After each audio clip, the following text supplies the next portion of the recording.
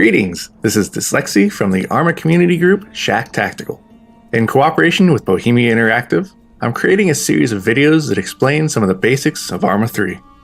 Today we'll be looking at machine guns, the teams that operate them, and how they can best be employed on the battlefields of Arma. Machine guns are a cornerstone of infantry tactics. Their ability to place sustained and accurate fire on enemy out to ranges beyond what infantry are typically capable of makes them well suited for the destruction of enemy targets, but it also allows them to be a formidable tool for suppression. The Navid and SPMG, the two medium machine guns that are brought in with the Marksman DLC, are prime examples of the power of machine guns. Let's take a look at how to get the most from them, both from the gunner and team perspective.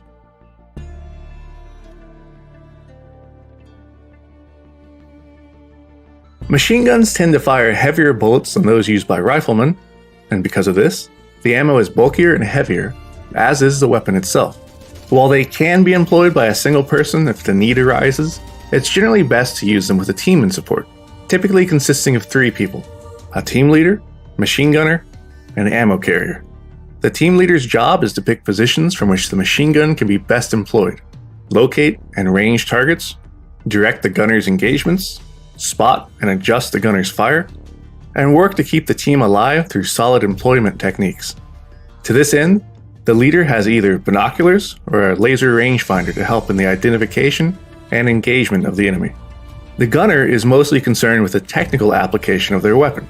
They pick firing positions, engage targets with appropriate rates of fire, conduct suppression, communicate their ammo needs to their team, and listen for and act upon any adjustments dictated by the team lead. The ammo bearer provides security to the team while halted, and supplies the gunner with extra ammo when needed. While the team leader and gunner are concentrating on any given engagement, the ammo bearer maintains situational awareness while scanning around to ensure that the team isn't being maneuvered on by another enemy force, as well as potentially locate other targets that are out of the gunner's arc of observation.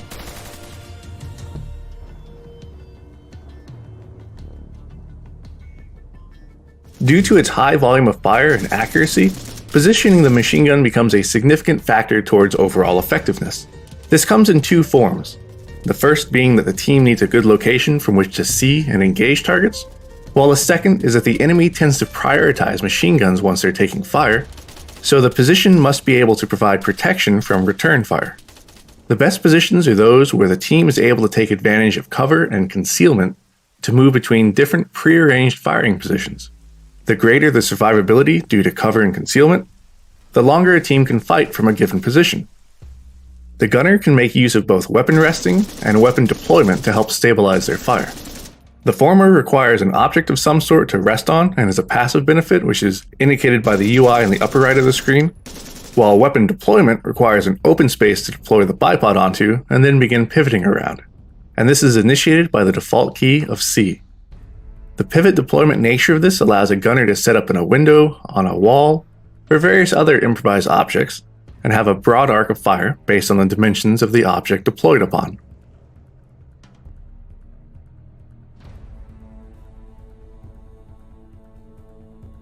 Once set up in a good position, the gunner and team leader scan for targets. The team leader scans with his optic, while the gunner may or may not have a magnified scope for their weapon. Once a target is found, the next step is to range it. This can be done by estimation or by using a laser rangefinder. The gunner then adjusts their point of aim or sight zero accordingly, and when in doubt, they err on the side of shorter instead of longer. It's easier to adjust from a low range to a higher one, since the bullet impacts will strike terrain and give a visual indication of the necessary adjustment, while rounds that pass over the target won't give the same visual cue. When engaging, a gunner varies their rate of fire based on a number of different factors such as target clarity, range, the capability to observe the fall of the rounds, and so forth. Generally, a gunner will want to fire in short bursts.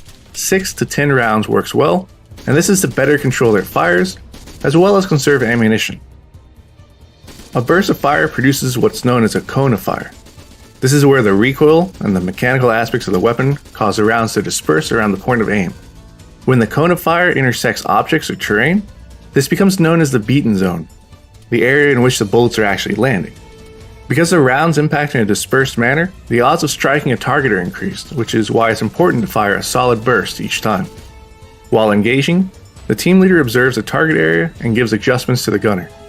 These are done by telling the gunner how to shift the fire onto the desired targets, stating the direction is left, right, up, or down, and the distance to adjust in meters. The gunner listens for the adjustments, makes the necessary corrections, and fires a burst. The team leader will continue to observe and adjust until the gunner is on target, at which point they'll simply state on target.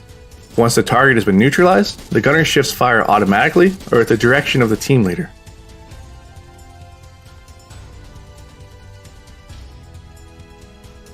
Engaging moving targets requires the gunner to predict how far the target will move and the time it takes for the bullets to reach them. Ideally, the two will reach the same point at the same time, resulting in a hit. There are two main ways to accomplish this. The first is called tracking fire. This is when the gunner estimates the lead required, tracks along with the movement of the target, and fires. If successful, the rounds will strike the target, followed by more hits as the tracking occurs.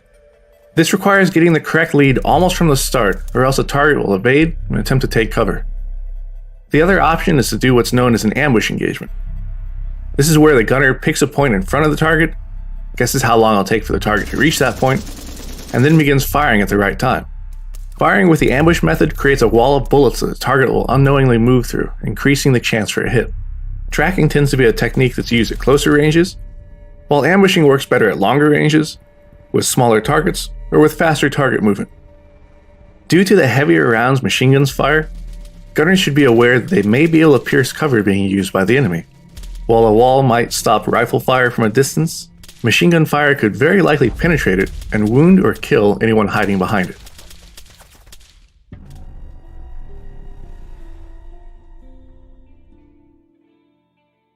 While hitting the enemy means a great deal, suppression can be just as, if not more significant when used correctly.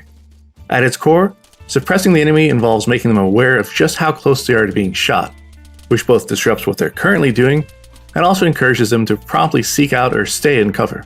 Suppression is intimidating. The loud cracks and snaps of supersonic bullets passing nearby or smashing into the ground or walls around a person are dramatic incentives to find somewhere safe and stay in it. It's hard for a person under suppressive fire to shoot back at the source. Suppressive fire is most convincing when the enemy believes that it's close, accurate, and that the next burst could hit them if they were to be exposed to it. When firing suppression, it's important to spend ammo wisely. While a large volume of fire might be needed initially to cause an enemy to take cover and become suppressed, sustaining that suppression can often be done by firing short bursts, which is basically a reminder to the enemy that, yes, the machine gun still knows they're there and it's going to hurt them if they peek out of cover. A few well-aimed rounds can be just as intimidating as a long burst. At the higher level, suppression can be employed to keep a position preoccupied while another friendly element moves to flank it. This is known as fixing the enemy by fire. When employing fix and flank tactics, the machine gun team should keep in close communication with the flanking team in order to lift or shift fire at the right time to avoid hitting friendly units.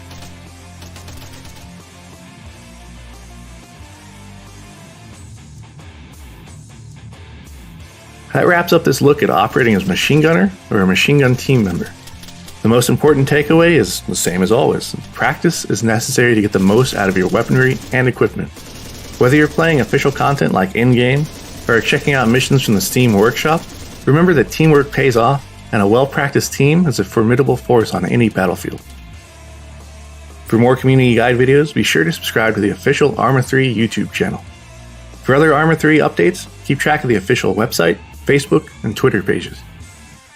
If you'd like more in-depth tutorial and multiplayer gameplay of Arma 3 and the previous Arma games, I'd recommend you check out my channel here. This is Dslyecxi, and until next time, take care.